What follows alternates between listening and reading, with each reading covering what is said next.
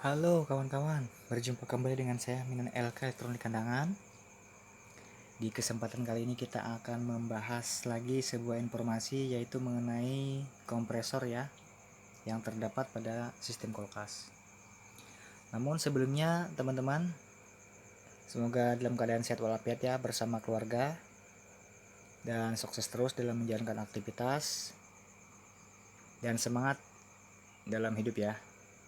Oke kawan-kawan, terus saya ingatkan ya kawan-kawan, sebelum kita menjelaskan fungsi dan cara kerja kompresor, saya ingatkan kepada teman-teman dalam memilih peralatannya kita harus yang bagus ya, seperti tang atau obeng.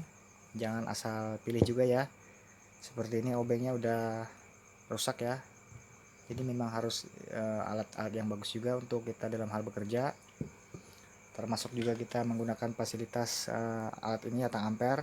Kita juga pilih yang bagus ya, untuk kemudian kita dalam bekerja, untuk mempermudah setiap pekerjaan kita. Oke kawan-kawan, sekarang kita mulai kepada pokok pembahasan kita, yaitu mengenai cara kerja dan fungsi kompresor ya. Untuk fungsinya, kompresor adalah untuk mensirkulasikan atau memompakan refrigeran bersirkulasi di sistem kulkas ya. Itu fungsinya. Jadi dia berfungsi menghisap, kemudian mengompresikan refrigeran di sistem kulkas, yaitu melalui pipa ini untuk pengisian, ataupun yang ini karena ini terhubung ya antara pipa yang ini dengan yang ini di dalam satu wadah ini ya. Jadi fungsinya untuk mensirkulasikan refrigeran ya di sistem kulkas. Itu untuk fungsinya. Dan cara kerjanya begini ya teman-teman. Ini saya buka. Dia menghisap refrigeran, dibantu dengan ini dinamo ya, ada di dalamnya dinamo untuk menaik turunkan pistonnya atau memasuk keluarkan piston di bagian ini, biar memudahkan kita. Ini anggap pompa ya. Nah, dia memompa. Setelah refrigeran masuk ke dalam kompresor ini, kemudian masuk ke sini dihisap, kemudian dipompakan lagi ke pipa yang ini ya, untuk dikompresikan ke kondensor. Jadi cara kerjanya dia menghisap kemudian mengompresikan, yaitu dengan dibantu dengan komponen-komponen yang ada di dalam ya, seperti piston. Ini piston, ada stang sehernya juga, ada stang pistonnya juga, ada bandulan, kemudian ada dinamo ya sebagai penggeraknya. Yaitu cara kerjanya, kenapa refrigeran bisa dipompakan dari dalam sini kemudian dikompresikan ke kondensor, ke sistem kulkas. Jadi seperti ini ya teman-teman penampakannya untuk kompresor. Ini bisa kita hidupkan jika teman-teman ingin melihat. Saya tes ya, teman-teman bisa dilihat.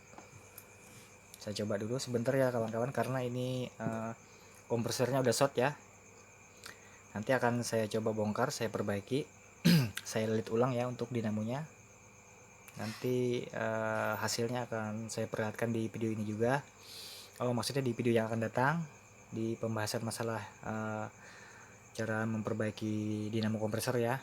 Namun untuk kali ini kita hanya membahas masalah cara kerja dan fungsi kompresor. Ini saya hidupkan ya kawan-kawan. Jadi dia berfungsi sebagai penghisap. Setelah dihisap kemudian dikompresikan ya. Jadi kita coba dulu hidupkan. Oke, dia hidup teman-teman. Nah, dia mengompresikan. Kita bisa lihat. Nah, jadi dia menghisap dari pipa ini ya.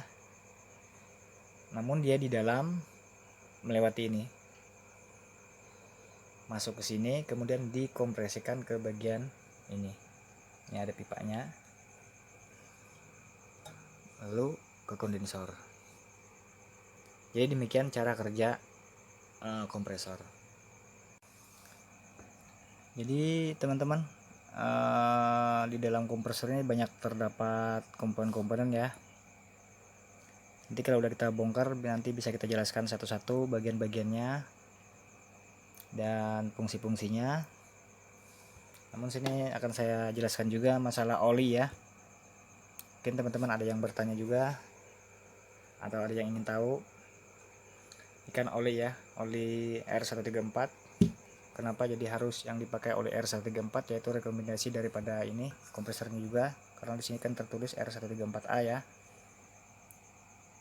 Oke, mungkin teman-teman bisa lihat, saya kasih jelas dulu, fokus. Ini ya 134A ya. Nah, jadi kita memang harus menggunakan juga oli yang 134A.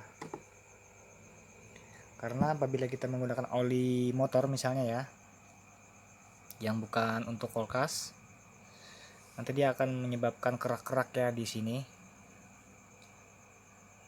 Di bagian piston ini akan menyebabkan lecet, nanti rusak sehingga kompresi tidak ada.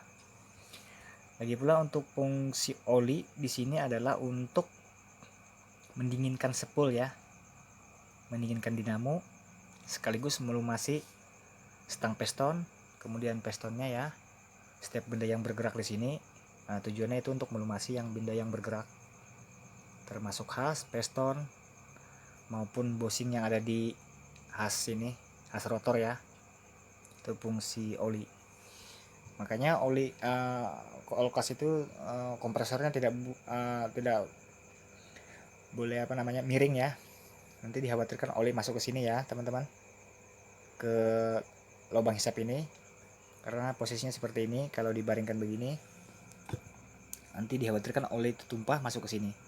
Pada saat kulkas mesin ini, kompresor ini dihidupkan, nanti dia akan tersedot, nanti akan mempengaruhi proses kerja untuk kompresi, untuk memompakan refrigerant yang akan dihisapnya untuk disirkulasikan ya ke sistem kulkas.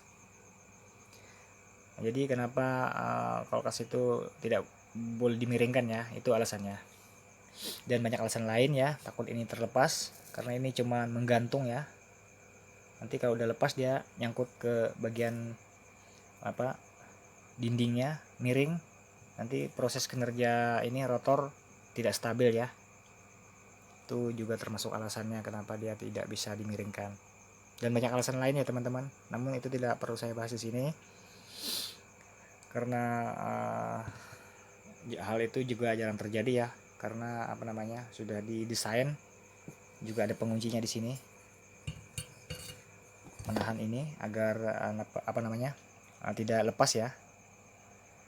Namun yang utama itu agar oli tidak tersedot ya ke bagian ini, karena akan memperlambat proses ya, akan menghambat proses pengaliran hasil hisap dan kompresi ke refrigerant ke sistem kulkas. Jadi makanya ditaruh di bagian atas, jangan sampai miring, itu alasannya. Oke teman-teman, pembahasannya sekian saja ya, semoga bermanfaat, semoga teman-teman terbantu juga dengan informasi yang saya tuangkan di video ini. Walaupun istilahnya menurut saya itu penjelasannya kurang maksimal ya, namun saya harap teman-teman bisa terbantu, karena di sini tempatnya kita adalah berbagi, yaitu memberikan pengalaman yang ada pada diri saya kepada teman-teman yang kemungkinan belum tahu ya. Dengan caranya seperti ini, mudah-mudahan teman-teman dapat terbantu. Oke, sekian teman-teman, semoga bermanfaat. Jangan lupa yang suka dengan video saya silahkan di like, jika bermanfaat silahkan di share, dan ingin berlangganan saya secara gratis silahkan di subscribe. Salam dengan LK Service Kulkas Kandangan. Bye bye.